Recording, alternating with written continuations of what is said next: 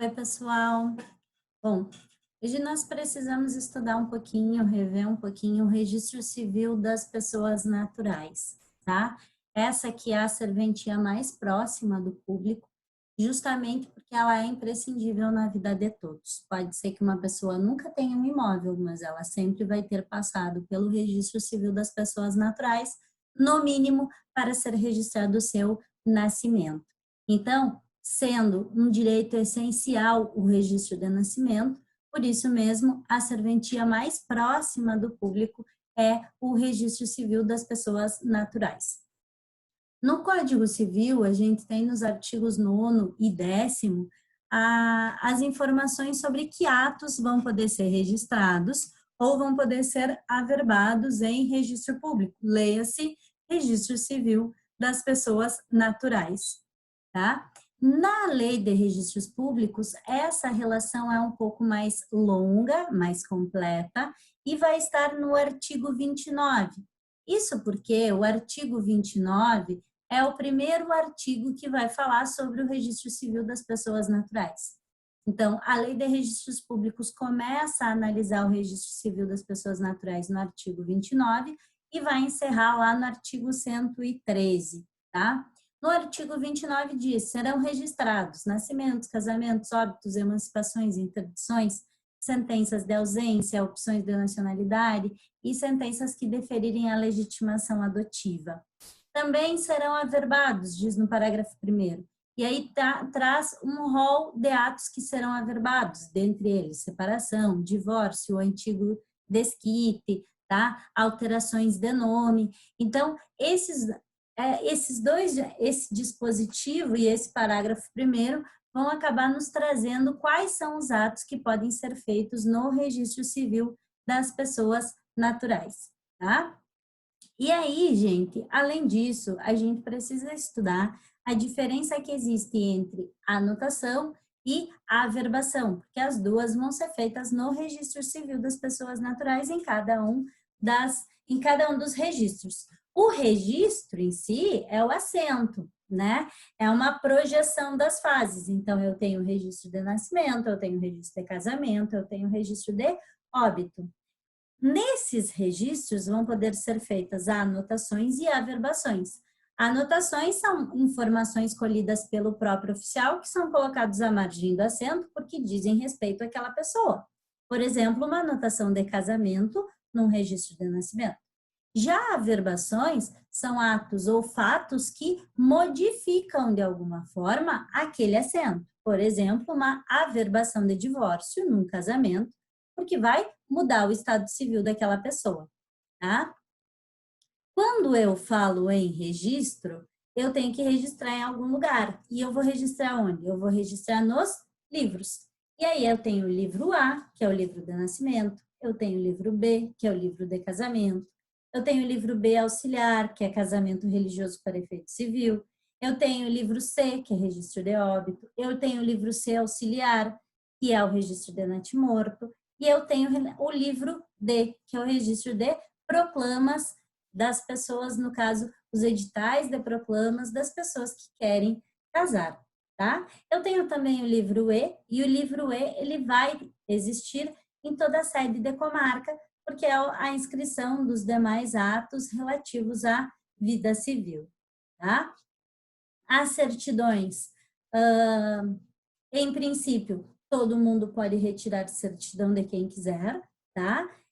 Caso não possa, é os casos em que há uma restrição constante do assento, que diga que só a pessoa dona do registro ou algumas pessoas podem ter acesso a esse registro de nascimento ou de casamento, tá?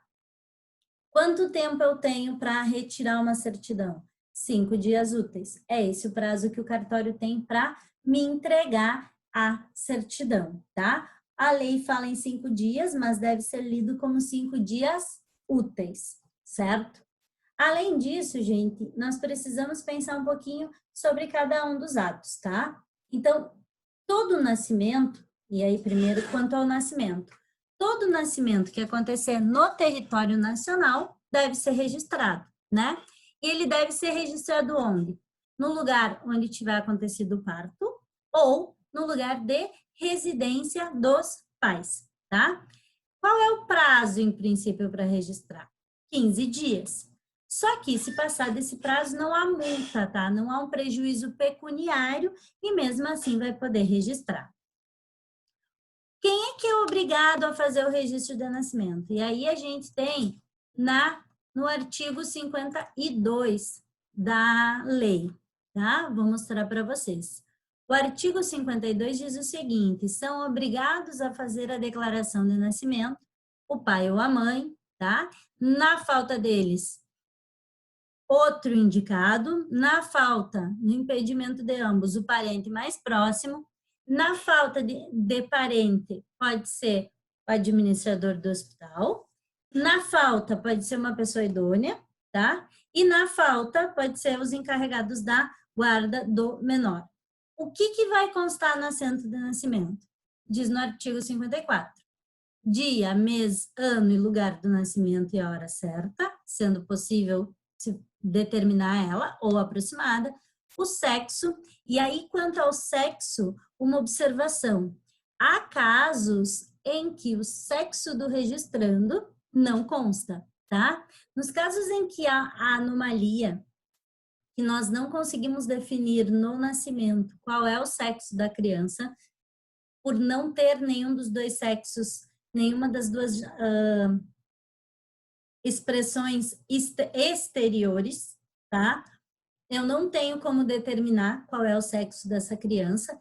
Existe um provimento, que inclusive o Rio Grande do Sul é pioneiro nesse sentido, que autoriza fazer o registro sem constar o sexo e sem constar o nome da criança, tá?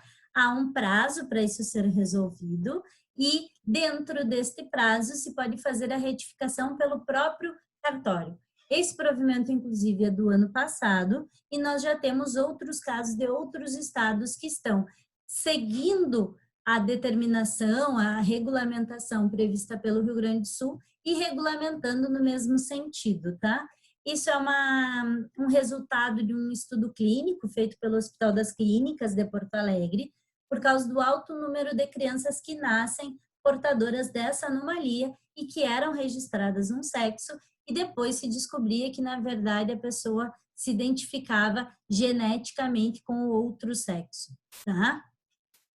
O fato de ser gêmeo, e aí se for gêmeo eu preciso dizer qual é o gêmeo nascido em primeiro e qual é o gêmeo nascido em segundo, nome e prenome, declaração de que nasceu morta, né, no caso, ou que morreu logo depois do parto, a ordem de filiação de outros irmãos que tiverem o mesmo prenome, todas as informações dos pais, todas as informações dos avós, as testemunhas, se a criança nascer na residência, se nascer fora do hospital, o número da declaração de nascido vivo, que é a chamada guia amarela, tá? Que consta todos os dados do nascimento, e a naturalidade do registrando, tá?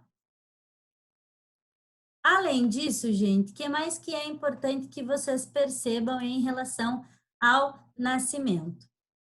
Há alguns provimentos, e antes disso, em relação ao nome, tá? Se o nome expor a pessoa ao ridículo, se no futuro for expor a pessoa ao ridículo, o juiz, o próprio oficial do registro, já pode fazer um processo de suscitação de dúvida e, suscitando dúvida, questionar os órgãos competentes se aquela criança deve ser ou não deve ser registrada com aquele nome, tá? Então, ele pode fazer isso. Além disso, o oficial sempre tem que cuidar para que a grafia saia correta, a questão da homonímia, tentar evitar os casos de homonímia, a ordem dos nomes compostos e também a questão de, quando forem gêmeos, terem nomes diferentes, tá?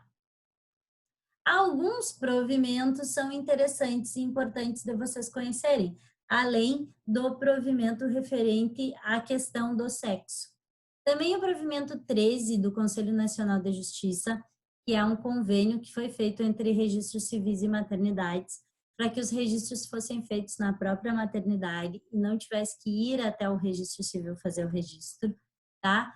O provimento número 16, que é o provimento referente ao reconhecimento de paternidade, que acabou autorizando que você faça o reconhecimento de paternidade pelo próprio cartório, no próprio cartório, não precisando judicializar, tá? E com um documento particular, com um formulário particular, então, muito mais fácil e desburocratizador do outro sistema. Também o provimento número 82, que autoriza a verbação no registro de nascimento e no registro de casamento de alterações de patronímicos. O que é o patronímico? Isso até foi questionado. O que é o patronímico? Patronímico é o sobrenome. Vem de nome do pai, sobrenome do pai, mas ele quer dizer o sobrenome. Então, nós temos patronímicos. E, por exemplo, eu posso mesmo incluir patronímicos que são patronímicos da minha avó, do meu avô, do meu bisavô, que não constam na minha certidão, eu posso incluir no meu nome, tá? A única coisa é que a jurisprudência exige que quando se fizer essa inclusão, se respeite a inclusão em todos os ascendentes. Então, eu não posso pedir inclusão no meu nome se esse sobrenome não consta, no caso, no nome da minha mãe ou no nome do meu pai, dependendo de que lado venha esse patronímico, tá? Além do 82, outros provimentos do Conselho Nacional de Justiça e também da Corregedoria Geral de Justiça do Rio Grande do Sul foram editados nos últimos anos, facilitando, desburocratizando a vida no registro civil das pessoas naturais. Tá? Esses provimentos são extremamente importantes quando se fala em serventia extrajudicial. Saindo dos nascimentos, nós temos os casamentos. E se duas pessoas querem casar, elas vão ter que ir num cartório e vão ter que fazer um processo de habilitação de casamento. Então, quando você resolve casar, você tem que fazer um processo que é encaminhado pelo próprio oficial do cartório, em que o oficial do cartório junta todos os documentos exigidos pela lei civil, constantes lá do 1525 do Código Civil, tá? E encaminha esse processo para o Ministério Público. Antigamente, precisava passar também pelo juiz de direito. Hoje, só pelo Ministério Público, tá? Desde 2009. Esse processo de habilitação, ele, concomitantemente com a passagem dele pelo órgão competente, pelo Ministério Público, vai ser emitido pelo cartório um edital de proclamas. E esse edital de proclamas vai ficar disponível, vai ficar exposto no cartório, assim como vai ser publicizado na imprensa local. Para que serve isso? Para descobrir se alguém é contra esse casamento. Se alguém for contra o casamento pode não acontecer, tudo vai depender. Então, existe a publicidade do casamento justamente para que, se alguém tiver alguma situação que deva impedir esse casamento, impedimento legal, possa aí se manifestar.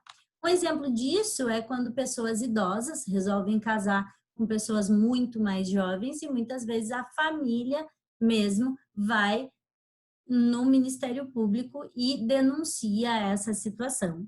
E essa situação é investigada para ver se há algum tipo de fraude, tá? Decorridos 15 dias da fixação do edital, vai poder, se não houve nenhum impedimento, se ninguém foi contra, se não houve impugnação, né, junto ao Ministério Público, o oficial de justiça vai emitir uma certidão dizendo que essas pessoas estão habilitadas para casar. Com esta certidão de habilitação em mãos, as pessoas podem escolher onde elas querem casar. Então, por exemplo, digamos que o casal mora em Porto Alegre, tá? E queira casar em Santa Maria. Onde é que ele faz a habilitação? Ele pode fazer a habilitação no cartório de Porto Alegre. E aí ele pega esta certidão de habilitação que sai do cartório de Porto Alegre e vai trazer e dizer para o oficial do cartório de Santa Maria que eles desejam casar. Com esta certidão de habilitação, eles vão poder fazer o casamento, celebrar o casamento em Santa Maria, tá? Para isso que serve, então, o livro de proclamas, que é, na verdade, o livro D. É para todos esses editais de casamento, tá? O que eu preciso constar? O que precisa constar no assento de casamento? Isso consta no artigo 70 da Lei 6.015. Lá no artigo 70 diz: do matrimônio, logo depois de celebrado, será lavrado assento, assinado pelo presidente, os cônjuges, as testemunhas e os oficiais. E o oficial, sendo exarados. E aí, um rol de informações que devem constar no termo, no assento de casamento, e que vai originar a primeira via de certidão de casamento, tá? Quanto ao casamento, é isto. Mas a gente tem um outro casamento, que não é o casamento civil, que é o casamento religioso para efeito civil, previsto na Constituição Federal e também previsto no Código Civil, no 1515 e 1516, garante-se por ele que as pessoas casem perante a autoridade religiosa e esse casamento feito perante a autoridade religiosa tenha validade para o registro civil, tá? Então, os nubentes, os contraentes habilitados para casar, que fizeram o processo de habilitação, podem levar a certidão de habilitação de casamento para a igreja e pedir para que o representante ecumênico, representante da igreja, faça o casamento e ele emita uma certidão que vai ser a certidão que vai gerar o termo, o assento de casamento. Também pode acontecer das pessoas casarem na igreja e depois fazerem esse processo de habilitação para casar, tá? É possível. Onde estão estas informações na Lei de Registros Públicos? Do artigo 71 até o artigo 73, constam essas informações mais precisas a respeito do casamento religioso com efeito civil, para efeito civil, tá? No 74 e no 75 também vão constar, principalmente quando é sem prévia habilitação, tá? Sem processo de habilitação anterior ao casamento religioso, tá? A partir de quando é dito que essas pessoas estão casadas? A partir da data da celebração. Então, a data do casamento continua sendo a data da celebração. Surgem daí os efeitos referentes ao casamento, tá? Também nós temos casamento no caso de moléstia grave, casamento no caso em que um dos cônjuges se encontra com uma moléstia grave. Esse casamento não está previsto na Lei de Registros Públicos, está previsto no 1539 do Código Civil. E nós também temos o casamento em risco iminente de vida, ou seria risco iminente de morte, o nome correto, tá? Esse também não está previsto na Lei de Registros Públicos, e sim no 1540 e 1541 do Código Civil, tá? Há um artigo na Lei de Registros Públicos, o artigo 76, que complementa as informações do Código Civil. Então, se for o caso de vocês estarem diante de uma situação assim, de um cliente de vocês que esteja numa situação assim, vocês têm que se utilizar da legislação civilista e também da Lei de Registros Públicos, tá? Eu posso casar por procuração? É possível casar por procuração? Sim, é possível casar por procuração. Tá lá no artigo 1542 do Código Civil, tá? E no caso, esta procuração, ela deve ser feita sempre por instrumento público. Então, ela tem que ser feita lá no tabelionato de notas, tá? E essa procuração, ela é com poderes especiais para casar, tá? Tem que ter o poder especial para casar, não pode ser uma procuração geral. Tem que ter um poder específico para contrair casamento, tá? Para a celebração ou para a habilitação e a celebração, tanto faz, mas tem que ter o poder especial, que é o poder de casar, tá? Depois do nascimento e do casamento, nós temos no Registro Civil das Pessoas Naturais o óbito. Nenhum sepultamento, conforme a lei, poderia ser feito sem o registro de óbito, sem a certidão de óbito.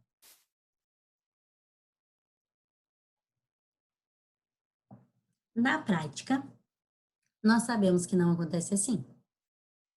Na prática, nós sabemos que, em verdade, a maioria dos sepultamentos é feito sem o registro de óbito. Nesse caso, a certidão, a declaração emitida pelo hospital em 3 vias, branca, amarela e rosa, deve ser levada junto com todos os documentos do decújo, da pessoa falecida, para o registro civil das pessoas naturais para ser feito o registro, tá? Onde que eu faço o registro? Onde a pessoa morreu, ainda que diverso o local do sepultamento. Onde diz isso? Na Lei de Registros Públicos. Diz lá no 77, nenhum sepultamento será feito sem certidão do oficial de registro do lugar do falecimento ou do lugar de residência do decujos, quando o falecimento ocorrer em local diverso do seu domicílio, extraída após a lavratura do assento de óbito em vista do atestado de médico, se houver no lugar, ou em caso contrário, de 2 pessoas qualificadas que tiverem presenciado ou verificado a morte. Então, o que quer dizer? Ou você registra no lugar do falecimento, ou você registra no lugar da residência do decujus. Só nestes 2 lugares eu posso fazer o registro de óbito. E percebam que essa foi uma alteração feita em 2017 pela legislação, tá? Porque antes era outra norma. O registro, ele tem que ser feito no lugar do... Só nesses lugares, tá? Só nesses lugares. Se não for conhecido o lugar onde ele morreu, vai ser feito no último domicílio do falecido. Normalmente é feito onde a pessoa morreu, tá? Quem é que é obrigado? Quem é que deve fazer o registro de óbito? Está lá no artigo 79 da Lei de Registros Públicos. O chefe de família, a respeito da sua mulher, filhos, hóspedes, agregado e fâmulos, a viúva, o filho, o administrador, na falta de pessoas ditas nos números anteriores, o médico, o vizinho ou a autoridade policial, tá? Normalmente é alguém da família. Normalmente, o que se questiona quando você vai registrar um óbito? Se é parente da pessoa falecida, tá? É isso que os funcionários do cartório questionam quando se vai registrar um óbito, tá? O que eu vou ter que constar nesse assento de óbito? Tudo que está no artigo 80 da Lei de Registros Públicos. Eu vou ter que contar a história de vida daquela pessoa, tá? Mas a história de vida em relação à vida civil, a vida referente aos atos civis, tá? Então, vai ter que constar nascimento, onde nasceu, o nome dos pais, quantos filhos se tinha um companheiro, uma companheira, se era eleitor, se deixou testamento conhecido, tá? Por que dessas informações? O número dos documentos. Por que dessas informações? Porque as informações vão ser repassadas estatisticamente para outros órgãos. Por exemplo, INSS é comunicado, Junta Militar é comunicada. Então, todos os órgãos são comunicados pelo Registro Civil das Pessoas Naturais. Por isso mesmo que eu preciso ter todas as informações possíveis, o mais completo possível, tá?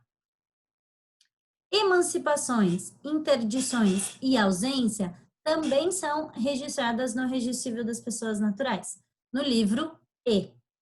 Emancipações, a partir de uma escritura pública de emancipação, pode acontecer o ato a partir dos 16 anos de alguém, então entre os 16 e os 18 a pessoa pode ser emancipada.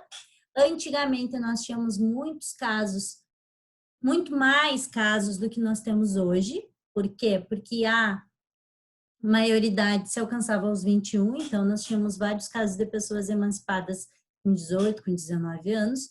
Hoje em dia, como baixou a maioridade para 18 anos, nós temos poucos casos de emancipação, porque a pessoa vai poder ser emancipada com 16 ou 17 anos. Normalmente não acontece, tá? A interdição, ela vai acontecer quando a pessoa não pode, por si próprio, agir, no caso, né? Quando se pretende limitar ou restringir as faculdades adquiridas, as faculdades da pessoa, porque a pessoa não consegue sozinha exercer suas faculdades, então eu preciso restringir a capacidade civil dessa pessoa, porque na prática ela não consegue ter essa capacidade mesmo. E aí eu posso ter uma interdição parcial ou uma interdição total. Interdição total quando a pessoa não pode fazer nada sozinha, ou uma interdição parcial quando ela até tem condições, mas ela não pode fazer tudo sozinha, então eu tenho que parcialmente cercear a capacidade civil dela, tá? Interdição é um processo judicial longo, um processo judicial que exige muita publicidade, e a partir da sentença transitada em julgado, vai haver o registro da interdição com anotação no casamento, se a pessoa for casada, no nascimento, se a pessoa não for casada, tá?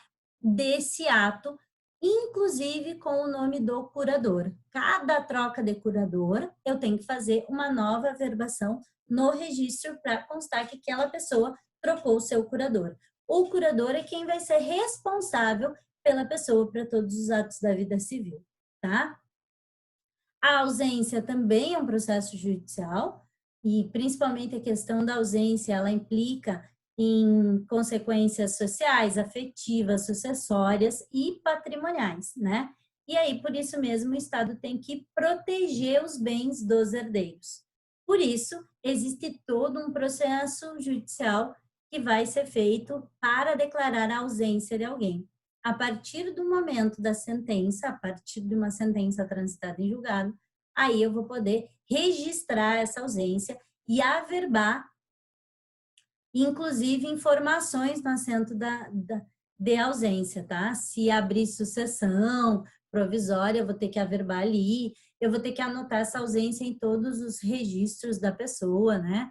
No nascimento, no casamento, para que possa cumprir os princípios registrais, certo?